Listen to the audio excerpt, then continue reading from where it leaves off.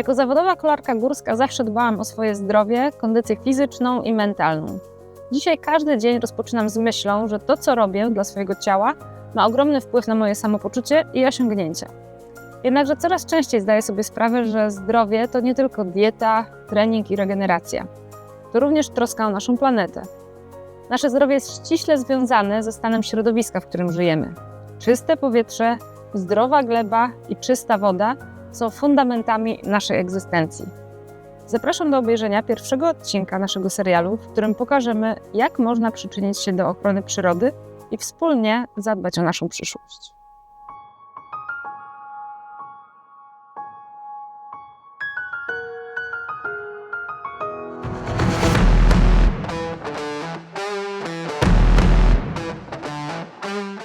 Często pomijana i niedoceniana. Absolutnie niezbędna do istnienia życia na naszej planecie. W cieniu lasów, rzek i gór kryje się bohaterka o cichym, ale potężnym wpływie na nasze życie. Zapraszam Was do odkrycia, jak gleba podtrzymuje życie na Ziemi i jak możemy pomóc w jej ochronie.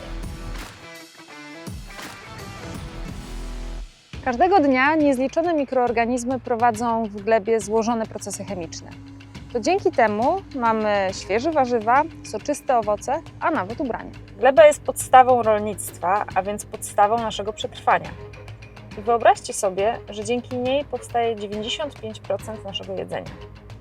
Dzisiaj gleba poddawana jest intensywnej eksploatacji. Przez to co 5 sekund niszczeniu ulega powierzchnia ziemi równa powierzchni boiska piłkarskiego. Szacuje się, że do 2050 roku aż 90% wierzchniej warstwy gleby na Ziemi może być zagrożone.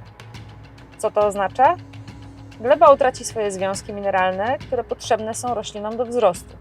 Jałowa ziemia stanie się bezwartościowa, a według naukowych szacunków potrzeba około 1000 lat, aby powstało zaledwie kilka centymetrów wierzchniej warstwy pełnowartościowej gleby.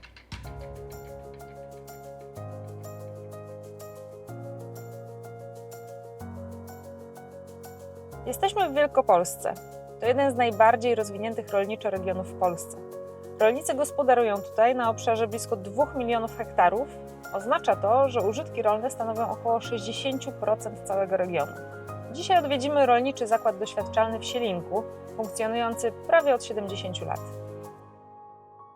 Cześć Zbyszku. Cześć Maju.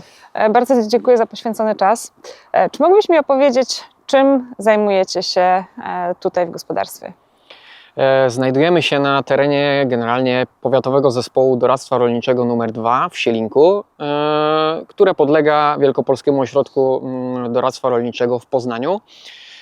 Głównie naszym zadaniem w ośrodku jest to, że zajmujemy się prowadzeniem poletek doświadczalnych, które służą temu, żeby pokazać planowanie różnych gatunków roślin, różnych odmian tych gatunków. A czy dobrze słyszałam, że zajmujecie się tak zwanym rolnictwem regeneratywnym? Możesz mi powiedzieć, na czym polega rolnictwo regeneratywne? Rolnictwo regeneratywne zajmuje się generalnie tym, aby utrzymywać glebę w jak najlepszym porządku, żeby nie doprowadzać do jej degradacji. Czy rolnictwo na taką globalną, przemysłową skalę jest zagrożeniem dla naszej planety? Czy to, jak niszczy glebę, może wpłynąć na naszą przyszłość? Dokładnie tak. Rolnictwo intensywne, które może w bardzo dużym stopniu niestety niszczyć naszą planetę i może zniszczyć naszą glebę. Jeżeli byśmy zupełnie się nie przejmowali tym, jaki wpływ na glebę ma rolnictwo, to jesteś w stanie mi oszacować, po jakim czasie taka gleba przestaje nadawać się dalej do użytku i nie jesteśmy w stanie na niej dalej uprawiać roślin? Taka intensywna uprawa roli na takiej glebie to jest, szczerze powiedziawszy, z punktu mojego widzenia agronoma, gdzie byłem uczony, to jest około 30-40 lat. I później musielibyśmy tą glebę zostawić samą sobie, żeby się odbudowała? Czy ona ma w ogóle szansę się odbudować? Prawda jest taka, że możemy ją odbudować różnymi technikami ale jeżeli już doprowadzimy do zubożenia tej gleby, na dobrą sprawę powinniśmy ją zostawić samą sobie, żeby ona, jak gdyby, prosto mówiąc, odpoczęła.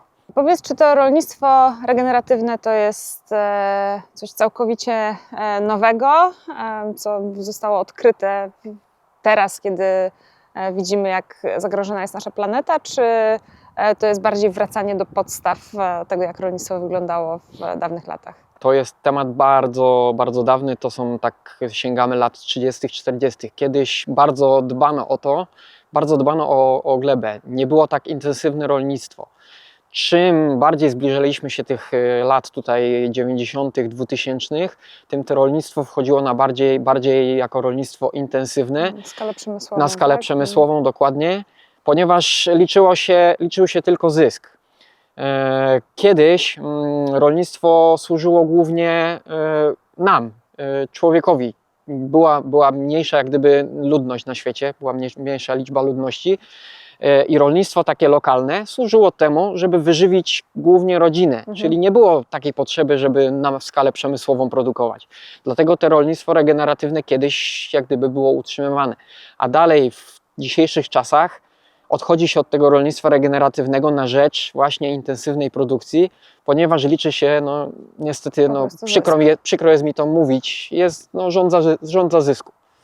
Zbyszku, bardzo Ci dziękuję za ten merytoryczny wstęp do naszego odcinka. Dziękuję również. Jest to naprawdę fascynujące, jak potraficie w zrównoważony sposób prowadzić produkcję, wykorzystując do tego nowoczesne technologie. Ja tymczasem jadę dalej odkrywać nowoczesne rolnictwo. Dziękuję również. Dzięki.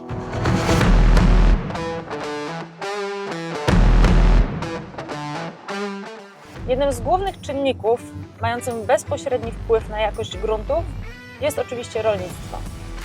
Rosnące zapotrzebowanie na produkty żywnościowe wymaga oczywiście zwiększenia produkcji rolnej.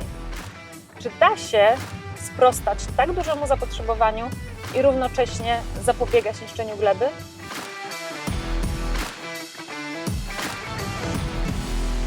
Cześć Błażej. Dziękuję Ci bardzo za czas.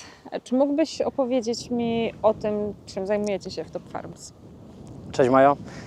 W Top Farms Wielkopolska zajmujemy się głównie produkcją roślinną. Są to zboża z przeznaczeniem głównie na mąkę. No i zajmujemy się też produkcją zbóż nasiennych. Ponadto produkujemy buraka cukrowego, ziemniaka, to jest taki nasz korowy biznes. I także produkcja kukurydzy z przeznaczeniem na paszę dla krów mlecznych. Posiadamy 2100 sztuk krów. Zgadza się. Możesz mi powiedzieć, jaka jest skala tej produkcji? Ile powierzchni zajmują Wasze uprawy? Nasze uprawy zajmują 12 000 hektarów tutaj w Wielkopolsce.